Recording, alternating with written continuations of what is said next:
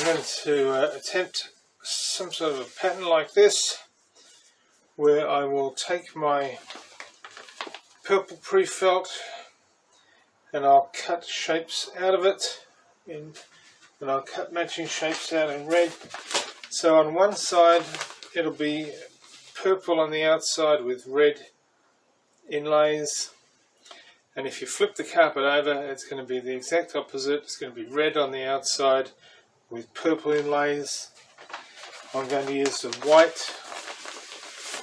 to separate those two faces. The white will probably bleed through into the top and the bottom face, so the white will bleed through the red, for example, but I'm hoping the purple that's underneath doesn't bleed all the way through the red, so I can keep the colours a little bit crisper. I've decided my finished dimensions will be about 1500 by 800. I'm using 1.5 kilos of wool. I've just made a note of that. So there's my template, marked out with masking tape, 200 centimeters by 106.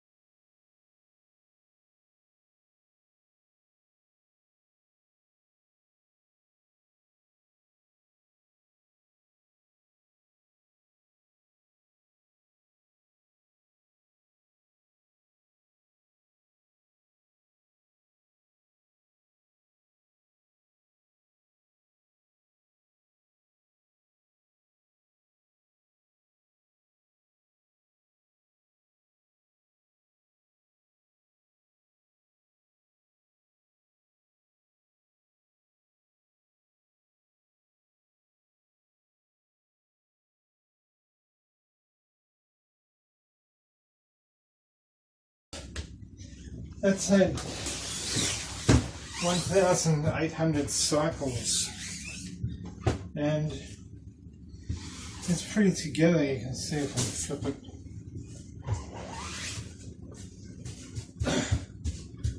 I think that's pretty good pre-felt. Fewer cycles than I thought I was going to take, which is good. Well, you can see it's a bit hairy, but yeah, it's together enough to flip. That's just a watermark over there. And that should be solid enough, more than solid enough to cut my shapes out of. So there it is, 1 down, 2 to go.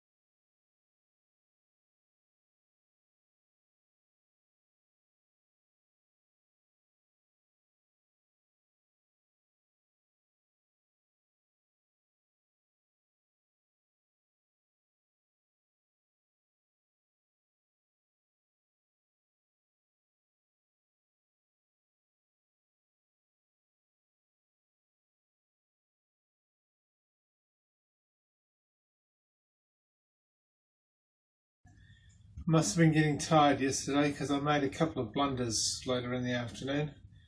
First one was I forgot to put the video on, so I missed a lot of footage, especially the footage of me cutting out the shapes, which was done with a cookie cutter thing. I don't know what it's actually called, but it's a bit like a pizza cutter, but specifically for felt and fabrics. And I marked the templates where I wanted them and cut it out.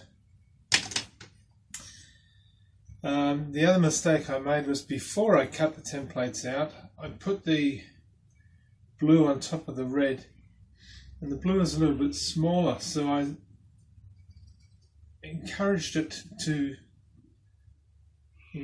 grow a little bit, i.e. I stretched it out a little bit, and then I cut it with a cookie cutter, and after I cut it, the blue pieces obviously shrank back to where they were previously, and when I laid out the template, the hole in the red material was much bigger than the blue, because the blue had shrunk.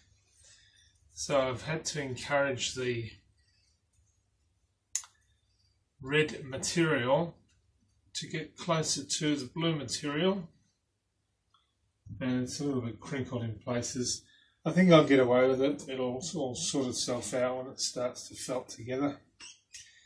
And the final blunder that I made was, on reflection, I was thinking about it last night, and I should have laid this pattern up on top of the white, because I'm going to put a few stitches in to hold the pieces together, and I think if I had the white material underneath, I can catch the stitch into the white and stop the whole thing from moving, give it a bit more structure, not only to its neighbouring part but also to the base underneath.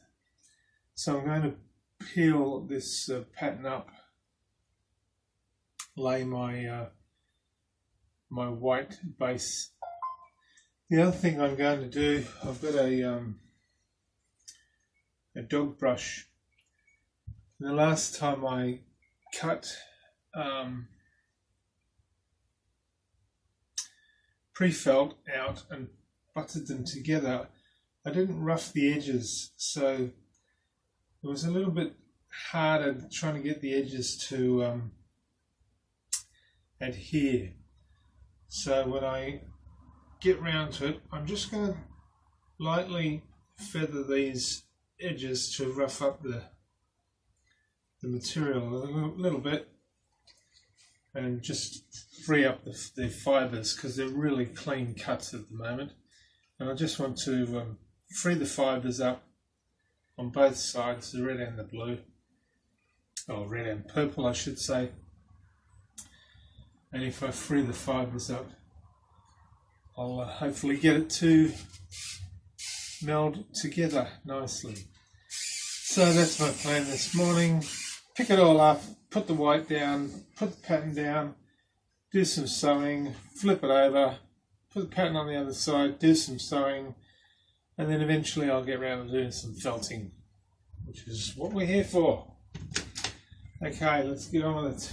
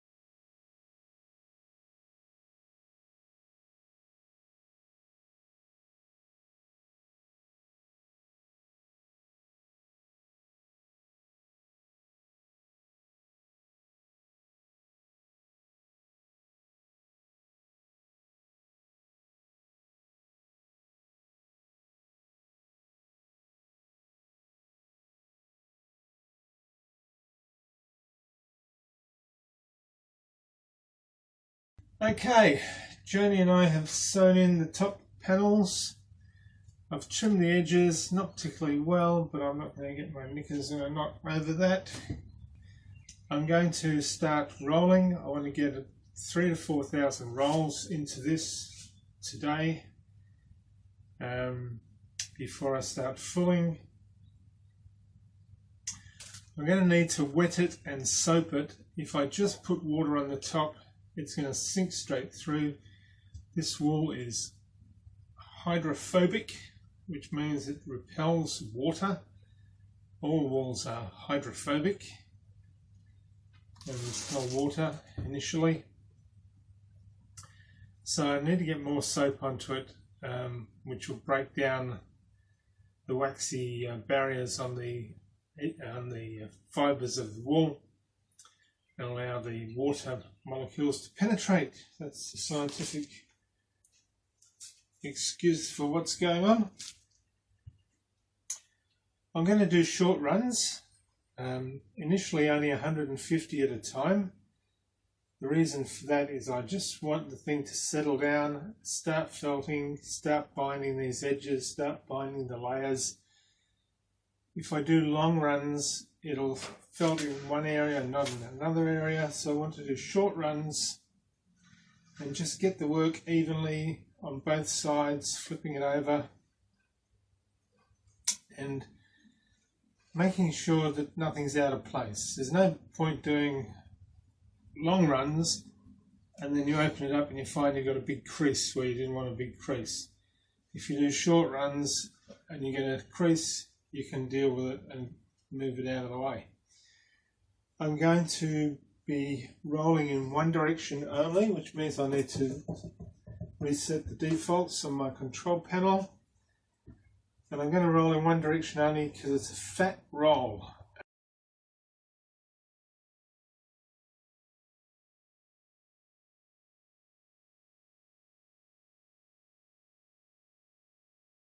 And I just want to keep it rolling smoothly.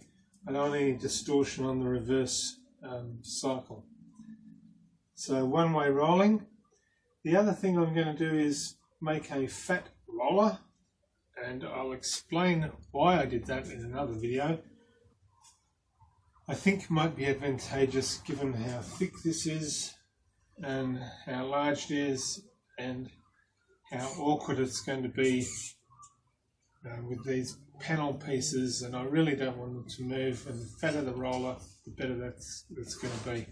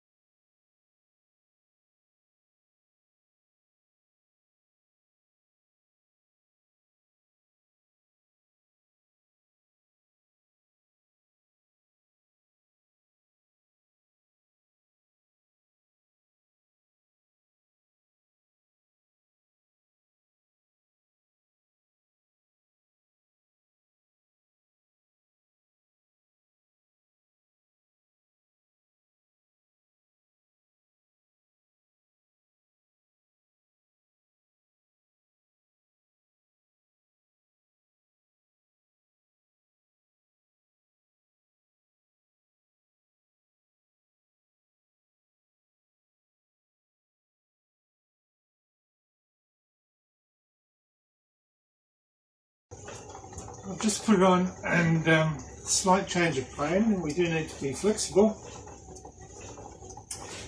It rolled on my fat roller extremely easily, and I was very happy with the ease at which it was able to take up the roll.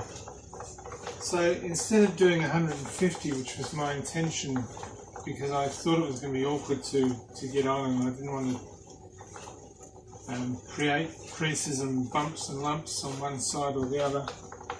Because it's got on so easily, I'm going to let it run probably for about 300 maybe even 350, just so I can do a little bit of work. The front idle roller went on the third peg quite comfortably. The back idle roller I couldn't get on the third peg, possibly because it was close to the lip and there might have been a little bit of extra thickness. I'll just stop it. And it went on the third leg, third tooth I should say. It's comfortably gone on the third tooth now, so I'm operating both rollers on the third tooth. They're dancing around a little bit as the lip or the end of the roll goes past, which is to be expected. I haven't bothered putting the top one on purely because I think it'll be too fat at this stage. Yep, it just won't go in the slot.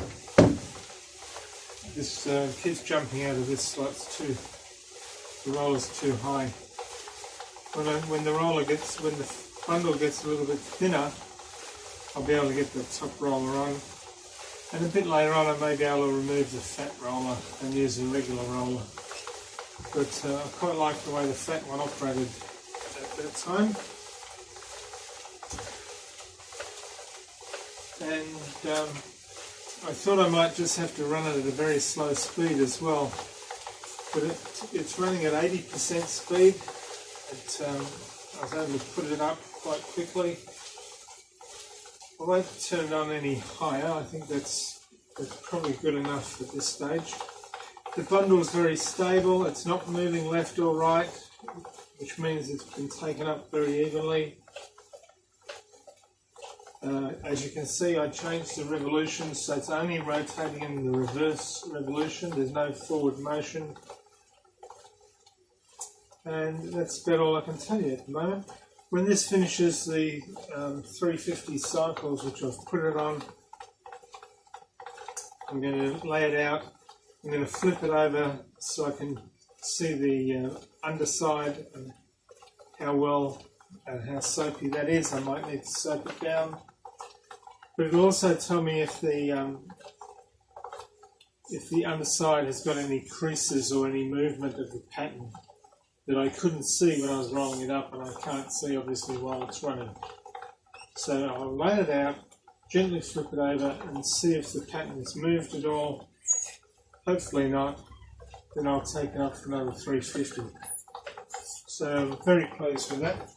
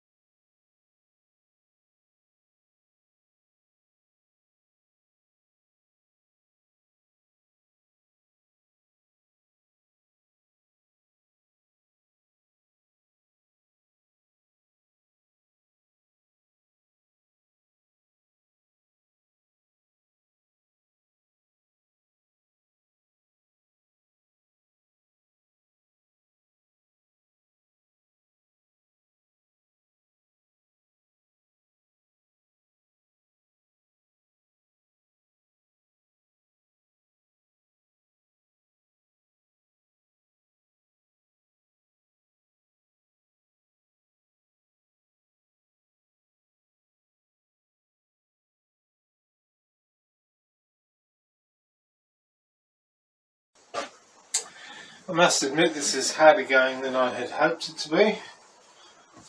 I've still got some separation of the panels at one end, but they're pretty tight at the other end and pretty tight on the edges. It's still a bit loose in the middle. I've only done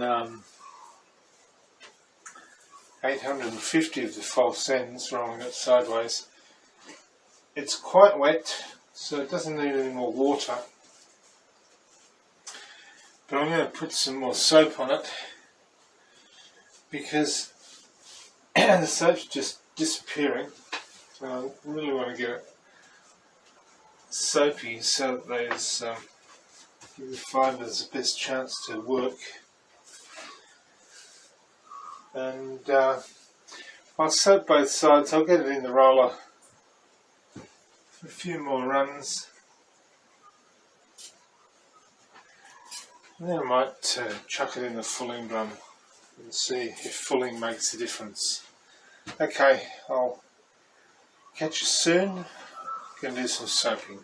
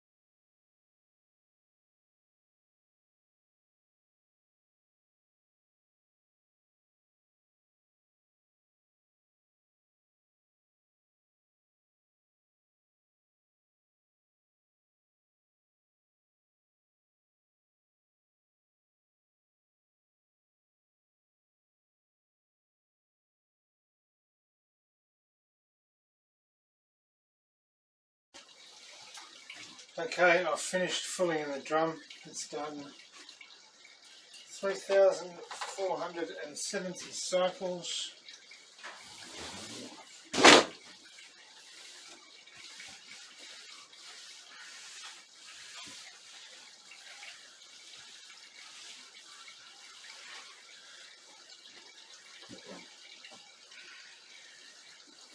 Not bad.